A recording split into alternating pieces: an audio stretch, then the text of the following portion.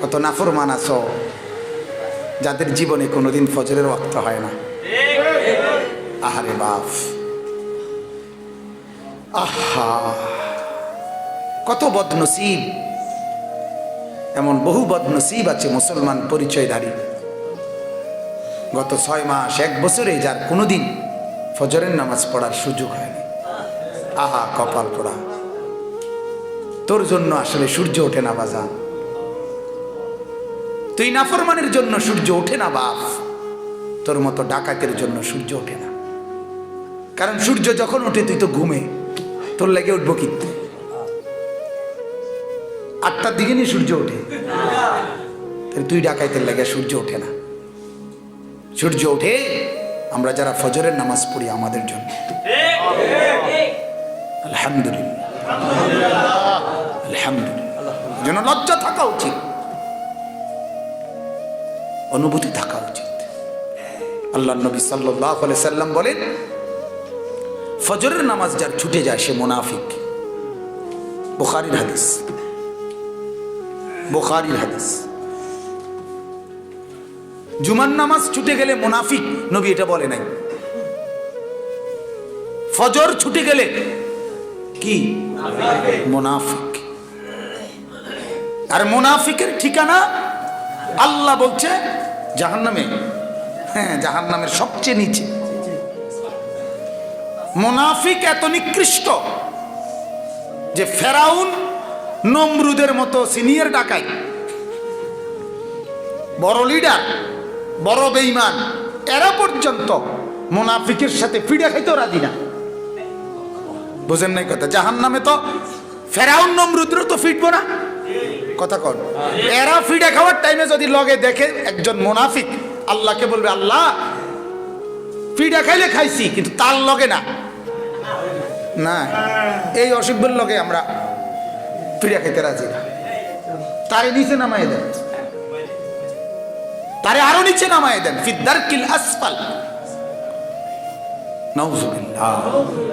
তার মানে মুনাফিককে ফেরাউনে ঘৃণা করে, মুনাফিককে আবু জাহেল ঘৃণা করে, মুনাফিককে নমরুদ ঘৃণা করে। নাউজুবিল্লাহ। আল্লাহ আমাদেরকে মাফ করে দেন। এজন্য বাপ, আমি কিন্তু শুধুই বক্তার জন্য বক্তৃতা না, আমি আখিরাতের ফেরিওয়ালা। আমি সব সময় বলি এটা, আমি কিন্তু ফেরিওয়ালা। আমি সব সময় বলি বাজান, প্রধান বক্তা, বিশেষ বক্তা, এগুলা সব ধোঁকা, এগুলা ধোঁকা। প্রধান আকর্ষণ, প্রধান বিকর্ষণ, প্রধান আলোচক, আন্তর্জাতিক খ্যাতি সম্পন্ন বিশিষ্ট, বৈরবের ফুল, যমুনার ব্রিজ, ধোঁকা ধোঁকা। বুঝলেন না? আলুর বস্তা, চালের বস্তা, ধোঁকা, এগুলো সব ধোঁকা, সব ধোঁকা। মূলত আমরা হলাম আখিরাতের ফেরিওয়ালা, দরদের ফেরিওয়ালা। নূহ নবীর 950 বছরের চোখের পানির ওয়ারিস, মূসা নবীর সারা জিন্দেগীর দাওয়াতের ওয়ারিস, আখিরি পয়গম্বরের 23 বছরের মেহনতের ওয়ারিস আমরা, আখিরাতের ফেরিওয়ালা। আল্লাহ নবী সাল্লাল্লাহু আলাইহি সাল্লাম 23টা বছর দিবা নিশি যেই মেহনত করছেন, রাত আর দিন বরাবর বানায় ফেলছে। এই আকাশ দেখছে মোহাম্মদ নবীকে দিনের বেলাও মেহনতে, রাতের বেলাও মেহনতে। দিনে দেখছে উম্মতের দুয়ারে দুয়ারে, রাতে দেখছে আকাশ আল্লাহর নবী তাহাজ্জুদের সিজদাতে। দিনেও কাঁদছে, রাতেও কাঁদছে, দিনে দুয়ারে দুয়ারে কাঁদছে। ও আল্লাহর বান্দারা, ঈমান আনো। রাতে মালিকের কাছে কাঁদছে, আল্লাহ আপনার বান্দাদেরকে ঈমান দান করেন। এজন্য বাপ, এই ফিকির না করা, এই সমস্ত বক্তা, এত নম্বর বক্তা, এত নম্বর বক্তা, এটা কোনো বিষয়ই না, বিষয়ই না। সব আমরা আখিরাতের ফেরিওয়ালা। এজন্য আমি যে কয়জন জওয়ান ভাই বসছ, বাবা ভাই বসছেন, সবার কাছে বাপ অনুরোধ, কেন ফজরের নামাজ পড়েন না? মাসের পর মাস, বছরের পর বছর ফজরের নামাজ ছুটে যায়, কেমনে উঠেন ঘুমের থেকে 8টা বাজে? এই মুখ দেখান কেমনে? আহা আহা, ফজরের নামাজ যে পড়ে না, আরে মখলুকাত তাকে লানত দেয়, অভিশাপ দেয়, জন্তু জানোয়ার তাকে অভিশাপ দেয়। এক কুকুর তার চেহারা দেখতে চায় না, বিশ্বাস করেন না? এক কুকুর এই নাফরমানের চেহারা দেখতে চায় না। মালিককে বলে, আল্লাহ এমন দুশ্মন আমার চোখে যেন না পড়ে।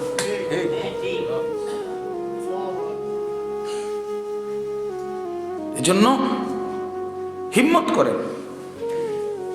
আমি মুসলমান, আমি যদি রাতের 3টায় উঠে এয়ারপোর্টের প্লেন ধরতে পারি, আমি যদি ট্রেনের স্টেশনে ট্রেন ধরতে পারি, ওই যে মাছের আড়ত, যেখানে মাছের আড়ত, যেখানে পাইকারি মাছের ইয়া হয়, সমস্ত আড়ত রাইতে রাইতে শেষ হয়ে যায়, ঠিক কিনা বলেন?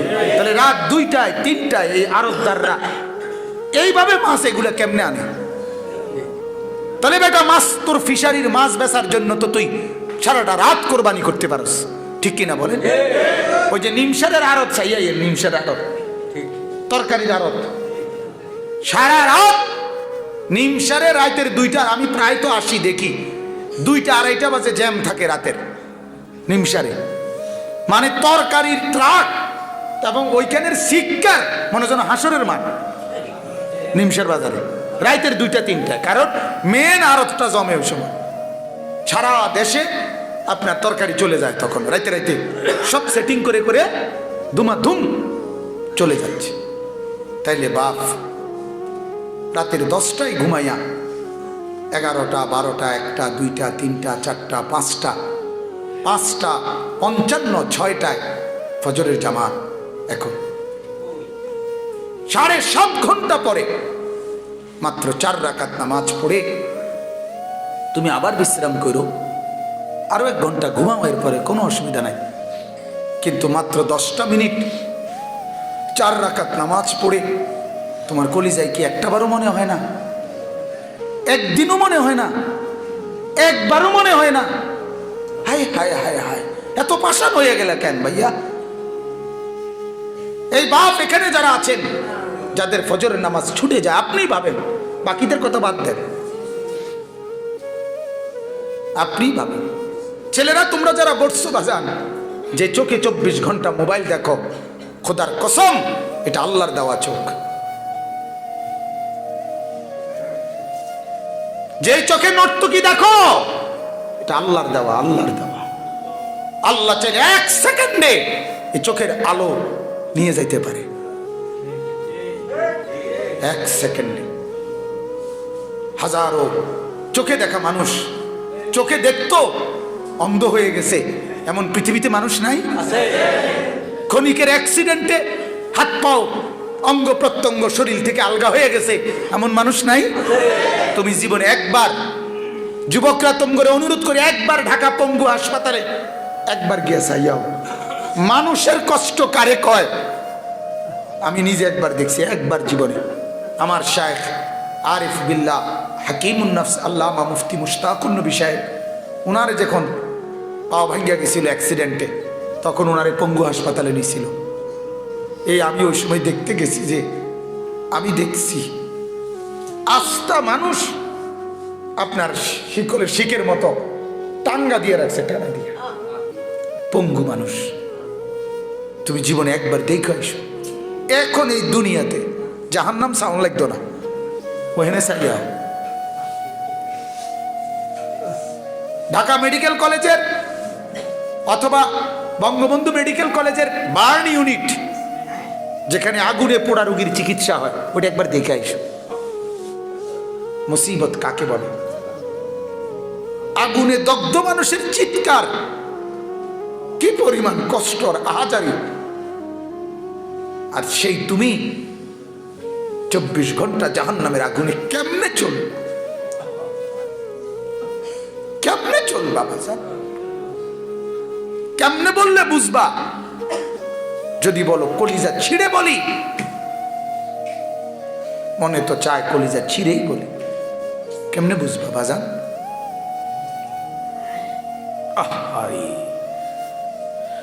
কোরআনুল কারীমের মধ্যে আছে জাহান্নামী জাহান্নামের আগুনে জ্বলতে জ্বলতে চিৎকার করে বলবে, আল্লাহ আর খুলাইতেছি না মাওলা, এর চাইতে মৃত্যু দিয়ে দাও। আল্লাহ বলবে, না রে, লা ইউকদা আলাইহিম ফায়ামুতু, না রে নাফরমান, জাহান্নামে কোনো মৃত্যুর ফয়সালা নাই, জীবিত থেকেই জাহান্নামের আগুন সহ্য করতে হবে। এরপরে কোরআনে আছে জাহান্নামী দ্বিতীয় নম্বরে বলবে, আল্লাহ জাহান্নামের আযাবটা একটু হালকা করে দাও না, একটা ঘন্টা বিরতি দাও না মাওলা, প্রতিদিনে একটা ঘন্টা বিরতি দাও না মাওলা, মাসে নয়তো একটা দিন বিরতি দাও না। আল্লাহ বলবেন, ওয়ালা ইউখাফফাফু আনহা মিন আযাবিহা, না রে নাফরমান, এক সেকেন্ডের কোনো বিরতি নেই। কসম, এই কোরআনের আয়াত। আপনারা জানেন আমি বেহুদা কথা বলি না, আমি এখানে নতুন আসছি না, আগেও আসছি। আমার এই ডাক্তার আমারে অনেক মহব্বত করে, অনেক আগ থেকে মহব্বত করে। অসুস্থ হয়ে গেছে, তখনও হসপিটালে থাকতে আমার সাথে কথা বলছে। এই আবুল কালাম চাচা আমারে ও অনেক আগ থেকে, আমি যখন সোনাকান্দা তখন থাকতেই মহব্বত করে। তাইলে বাজান, আল্লাহ তাআলা বলেন জাহান্নামের আযাব এক মিনিটের জন্য তাখফিফ, হালকা করা যাবে না। 3 নম্বরে জাহান্নামী বলবে, আল্লাহ তাইলে আমারে এই আযাব থেকে একটু রেহাই দিয়া একটু আলগা থাকতে দেন, আমার দুনিয়াতে একটু ফেরত দেন, আমি এবার গেলে নেক আমল করব। রব্বানা আখরিজনা না'মাল সালিহান গায়রাল্লাযী কুন্না না'মাল। জাহান্নামী বলবে, রব্বুল আলামিন মৃত্যু চাইলাম দিলেন না, আযাবের ঘাটতি, আযাবের একটু হালকা চাইলাম তাও তো দিলেন না, তাইলে দুনিয়ায় একটু যেতে দেন, যদি যেতে পারি মাওলা এবার গেলে নেক আমল করব মাওলা। আল্লাহ বলবেন, আওয়ালাম নুআম্মিরকুম মা ইয়াতাযাক্কারু ফীহি মান তাযাক্কারা। আল্লাহ বলে, বান্দা যেটুকু হায়াত দিলে তুমি আখিরাত থেকে বাঁচতে পারতা, জাহান্নাম থেকে বাঁচতে পারতা, এতটুকু হায়াত দিয়েই আমি তোমারে কবরে আনছি। সুযোগ না দিয়ে আমি মাওলা শাস্তি দিচ্ছি না। 8 বছরের বাচ্চা তুমি দেখো জাহান্নামে নাই। আল্লাহ বলবেন, 10 বছরের কোনো বাচ্চা দেখো তো জাহান্নামে আছে কিনা, একজনও নাই। যেহেতু নাবালেগকে আমি সুযোগ দেই নাই, এই জন্য আযাবও দেই নাই। যেই ছোট বাচ্চাকে আমি কবরে নিয়ে আসছি ছোট্ট থাকতেই, আমি তো তারে সুযোগ দেই নাই, এজন্য তো আযাবও দেই নাই। তুমি দেখো না 15 বছরের নিচে প্রাপ্তবয়স্ক ছাড়া কোনো জাহান্নামী আছে কিনা? দোস্ত, রঙের ঘুড়ি উড়াও, উড়াও, বেরিয়েতে তো চাও, এই তো না চাও। সিনেমার নায়িকাই তো দেখো খবরে আসছে, সিনেমার সুন্দরী নায়িকা, পেটে বাচ্চা, হ্যাঁ কালকের খবর, কত নিকৃষ্ট। ছি ছি ছি ছি ছি, আরে কুত্তাও তার চাইতে বাবা। ছি ছি ছি ছি, মানুষ কেমনে এত জঘন্য হয়? মানুষ কেমনে এত জঘন্য হয়? আস্তাগফিরুল্লাহ, আস্তাগফিরুল্লাহ।